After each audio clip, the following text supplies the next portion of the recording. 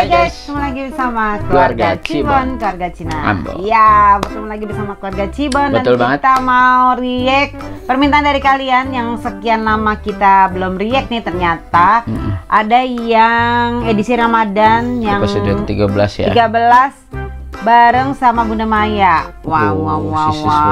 Sampai pernah murka. Lulu, kenapa sampai pernah murka sama Tuhan? Pasti ada something yang ceritanya ini sangat menyentuh nih, pasti nih sampai di request. Jadi kita mau nonton bareng kalian ya. Tapi kita mau kasih tahu kalian juga kalau kita ada channel baru nih, yaitu Cibon for Leslar. Jadi kita khusus buat Leslar, kita akan react di sana ya. Bantu kita supaya bisa cepet itu channelnya bisa naik ya, subscribernya bisa banyak. Dan kita bisa konsentrasi untuk Leslar ada di sana semua. Betul nggak? Yap. Betul ya. Oke, nonton bareng kita sekarang ya. Tapi jangan lupa yang ini juga. Jangan lupa di subscribe, nyalakan notifikasinya biar kalian tahu ada video-video baru dari keluarga Cibon dan Cibon for Leslar. Ya, episode 1 ada di sini, episode part 1-nya ada di sini di keluarga Cibon. Part 2-nya kalian akan bisa langsung nonton di Cibon for Leslar. Oke, langsung aja ini di reactionnya. Check it out.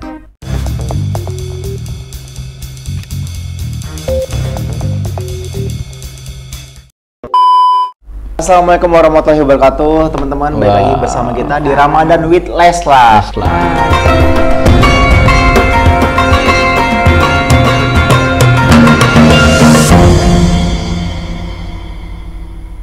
Tapi berhubung Lesnya lagi ada syuting di luar, Larnya doang nih. Tapi nggak kalah menariknya karena kita kehadiran bintang tamu yang sangat luar biasa, yaitu bundanya LL dulu. Bundanya LL dulu, Luna Maya. Luna Maya, kemarin revisi. Bunda apa kabar? Sehat Bunda ya? Ya, dibilang sehat, sehat nggak sehat gitu loh. Iya, karena bilang dengar Bunda katanya mau operasi. Batu kantong empedu ya. Itu benar? Benar. Tapi kan kemarin aku tuh sempat sakit ya kan, sempat sakit tuh iritasi esofagus, kerongkongan ini. Ada luka-lukanya merah-merah gitu. Sama aku punya batu empedu tuh 3 biji yang udah gede-gede 2 cm. Nah, itu harus diangkat. Udah sejak kapan? Kalau batu empedunya udah dari tahun 2016. Waduh. Tapi mungkin karena aku kemarin melakukan diet yang sangat ketat, sempat hilang sih yang 3 batu empedu tahun 2016 itu karena aku makan apel banyak. Tapi karena kemarin aku sempat gendut ya, terus habis itu aku kan diet keras nih selama 3 bulan turun 7 kilo. Sama kayak Bilar berarti. Cuma sekarang beratnya pindah ke anak. Oh gitu ya? Nah, terus habis itu aku cek lagi empedunya, ternyata di kantong empedunya ada 3 batu yang 2 cm, 1 cm. Nah, dokter bilang harus diangkat. Ada lagi. Nah, insya Allah kemarin aku nggak langsung angkat batu empedu karena suamiku lagi di London kerja lama gitu. Aku pulang untuk operasi karena nunggu ridho dari suami. Nah, insya Allah tanggal 22 besok mau potong kantong empedu. Operasi. Di mana? Di Alam Sutra, dokterku di sana. Dokter yang pegang pencernaanku lah gitu kira-kira. Teman-teman, kita bantu doa ya, mudah-mudahan operasinya Bunda bisa berjalan lancar. Amin. Bisa segera dihilangin semua penyakit-penyakit yang ada. Amin. Nah, Bunda ini bertepatan di bulan Ramadan. Bunda datang nih luar biasa ya. Pas datangnya nih hari ini akhirnya collab sama Leslar itu di bulan Ramadan.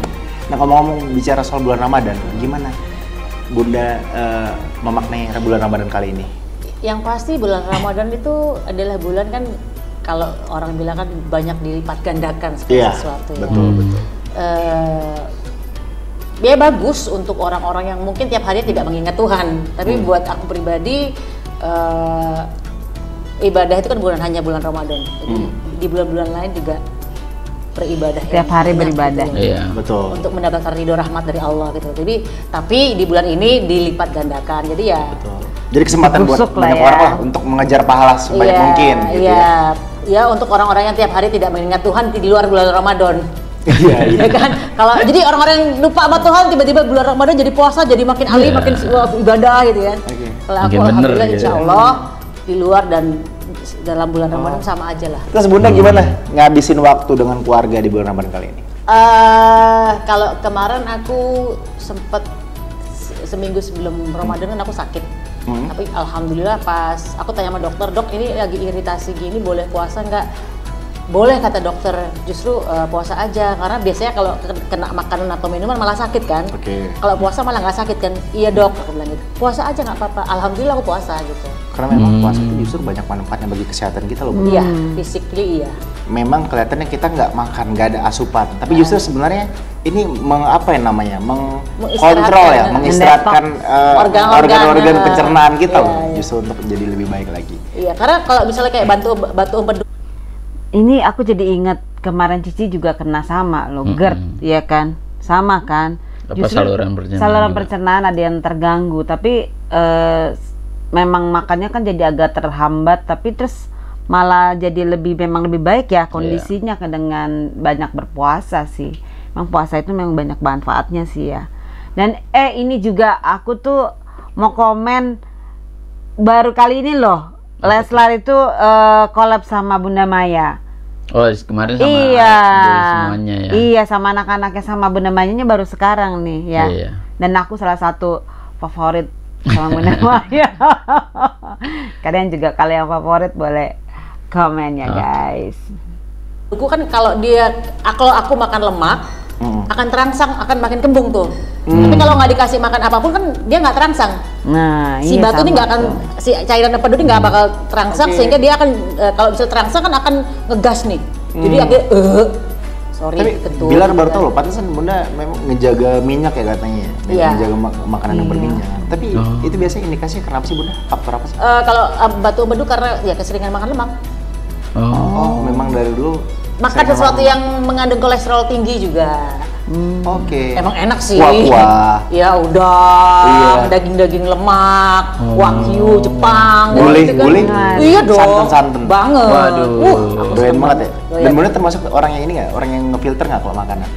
Enggak. Aku ya yang penting enak aja gitu. Yang penting enak. Apalagi aku punya suami yang hobi makan kan. Sama. juga. Ya kan? Nah, jadi sama kayak Bilar dan istri sih. Hiburannya makan kan? Iya, hiburan makan. Iya, jadi kadang-kadang kalau nggak dimakan, dipesenin makanan banyak, mubazir. makan sayang gitu kan? Enak-enak kan gitu loh. Iya. Akhirnya jadi. Itu biasa pembelaan dari orang yang senang makan sih. Iya. Tapi akhirnya aku diet. Kemarin 3 bulan sebelum bulan Ramadan ini diet 3 bulan olahraga gila-gilaan. Tapi ternyata diet yang keras itu nyerang ke badan. Salah juga. Aku sempat 67, sekarang udah 60. Itu maksimum. Itu memang ini idealnya Bunda. Iya. Oke. Jadi orang lihatnya nggak terlalu kurus, juga nggak gemuk. Gitu. Nggak gemuk. Yang sedang-sedang saja. Sedang saja. Luar biasa. Oke, Bunda, gimana sih pendapat Bunda ketika banyak orang yang bilang kalau Bunda ini sosok yang tegar terus? I am.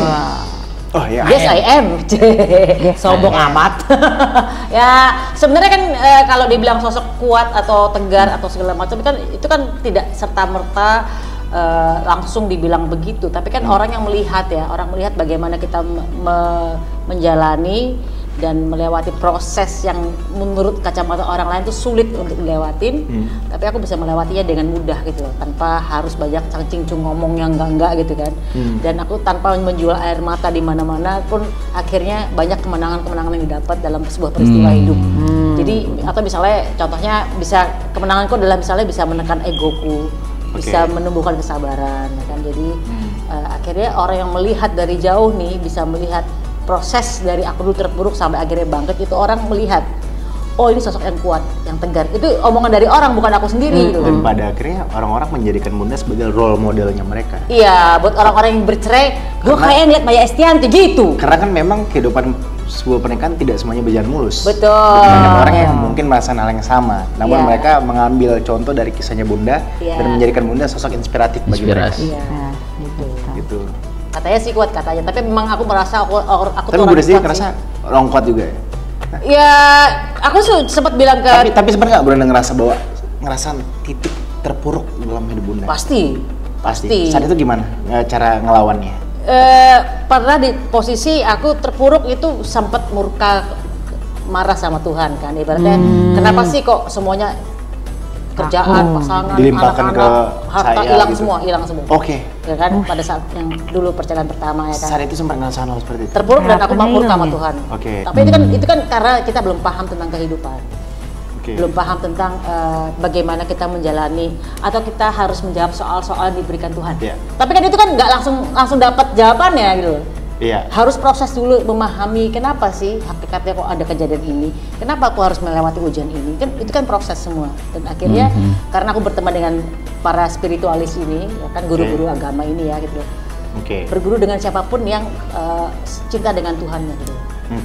Jadi akhirnya banyak hal-hal input yang bagus, pada akhirnya aku menemukan jawabannya, itu tadi bahwa semua soal ujian hidup yang diberikan Tuhan jawabannya cuma sama, yaitu sabar, percaya aja sama Tuhan, jalanin, ikhlas, legowo, bertawakal, punya iman, udah itu aja jawabannya. Diputer-puter kayak gimana pun, ya jawabannya itu aja udah. Ya, dan setelah lewat proses tadi, akhirnya Bunda menemukan jawaban, dan akhirnya lewat jawaban tersebut lah Bunda akhirnya naik kelas. Iya, gitu. Dan orang yang melihatnya ya itu, sosok yang kuat ya. Padahal sebenarnya bukan kuat, karena ya udah aku ngapain pusing, serahin aja sama Tuhan. Aku nggak pengen. Jadi bisa gini, pada saat ujian datang, sama kayak gitu Bunda kan. ya, Bunda Les juga gitu, Bunda Lesti. Kan Engkau yang menghadirkan ujian. Aku nggak mau pusing, aku serahin kembali kepada Engkau yang memberikan ujian ini. Aku mau happy, oke? Tolongin aku ya Tuhan ya. Pokoknya aku pengen happy. Pokoknya ya, ntar urusannya Engkau aja yang beresin, aku gak mau pusing. Iya, si Lesti juga gitu ya. Bunda Les juga gitu. Pokoknya kalau ada yang macam-macam ya kan, ada yang mau menjelekkan Dede, ada yang mau jahatin Dede. Di Bunda Les mah nggak mau ambil pusing, serahkan aja sama Allah katanya. Itu tanggapan Bunda Lesti. Iya, tanggapan Bunda Lesti gitu. Biar nanti yang di atas yang itu lebih mengerikan. Nah, karena aku cuek begitu, orang menganggapnya kuat ya kan? Karena padahal aku udah menyerahkan aja gitu loh. Ikhlas aja, pasrah aja gitu. Pasrah aja sama Allah. Allah yang ngasih ujian ya Allah selesai sendirilah gitu loh. Kan juga Allah kasih jalannya kok. Insya Allah Allah kasih jalan terus ya. Nanti ada tiba-tiba peristiwanya, teman-teman ada yang bantuin, ada yang kasih bantuan ini, sini, situ. Jadi akhirnya ya lewat aja gitu. Selesai pada akhirnya gitu. Iya. Akhirnya lempang-lempang aja jalan kita gitu ya. Selesai juga akhirnya kan masalahnya. Selesai juga akhirnya masalahnya. Oke, luar biasa ya Bunda. Teman-teman dulu dong. Oke. Luar biasa, Bunda menjadi sosok tidak hanya menjadi sosok wanita yang inspiratif, namun juga menjadi ibu yang luar biasa bagi anak-anaknya. Nah ini. Dan kita tahu ya, sekarang anak-anak Bunda semuanya udah pada gede-gede. Iya, segede lu. Makanya. Di bawah dikit. Usia berapa aja Bunda sekarang? 20 tahun ini ya. Tahun ini Al mau 25, L mau 23, Dul mau 22. Bedanya gede-gede. Oke. Bunda pernah nggak sih Bunda dari ketiga anak Bunda, di mana mereka mengungkapkan perasaan mereka ke Bunda seperti apa dan apa ya? Seperti semuanya apa sayang semua dah sama Bundanya, keren. Atas penilaian mereka, bagaimana sosok Bunda? Mereka biasanya mengungkapkannya lewat kadang-kadang atau mungkin media sosial. Jadi misalnya tiba-tiba ngomong langsung itu ya kalau ada teman-temannya gitu tiba-tiba ibu gue malaikat tak bersayap gitu. Berarti lewat kata-kata? Iya. Atau mungkin lewat gesture? Kalau gesture itu dulu ya, kalau tiap hari mau minta ridhonya lah gitu loh ya. Aku tuh beresin sendiri gitu loh. Kadang-kadang cium tangan udah gitu, cium kepala udah gitu. Cium kaki gitu kan, aku kan apaan sih dulu ini kan kotor gitu loh. Tapi kan itu surga Bunda. Iya betul. Tapi kan hebat banget ya. Aku kan bukan orang yang apaan sih ini dicium-cium kaki, kan kakiku nggak pakai sendal kan kotor ya. Jadi kadang-kadang aku apaan sih dulu minta berkahnya udah Bunda diem aja. Jadi aku kadang-kadang di garasi dicium kakinya kan aku jadi gitu kan.